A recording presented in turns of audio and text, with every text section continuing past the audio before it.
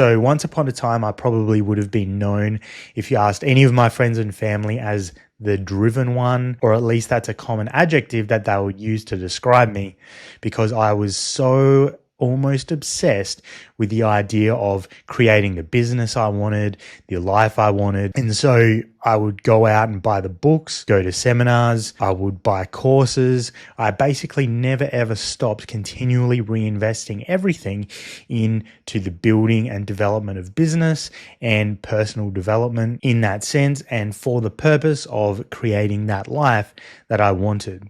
And on the surface, there were multiple projects that when I launched them, they initially gained traction and a lot of initial success. But there was always something missing in these endeavors that I was going into.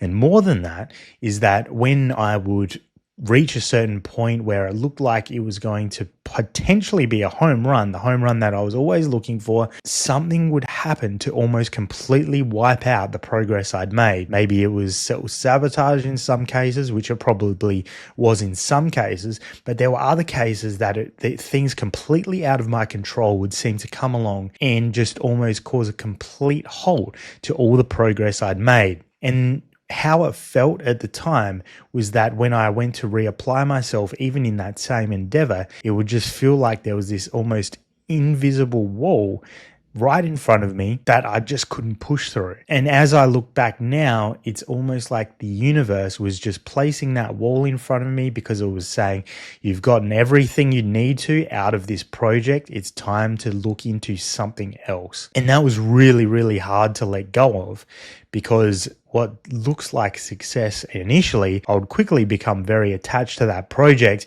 and want to see it through to become what I had envisioned. And I knew, because if I could create that project to become the home run success that I was looking for, then I would be able to create the life I wanted. And then I would finally feel like I had reached a certain place in life where I could finally feel free, because the drive for freedom was my overarching core theme, where I felt completely trapped and stuck in life unless I had a massive success and was completely financially free. And so the lens through which I was building from, the lens through which I was conducting all of my thinking, all of my actions, was from the lens of the separate self. And more than that, the lens of scarcity, because I was constantly feeling I was trapped by scarcity, needing to break out and break through that. And ultimately, that is not the best perspective or the best lens through which to see your creative endeavors, because it's not truly coming through the correct frequency and the undistorted frequency of your soul.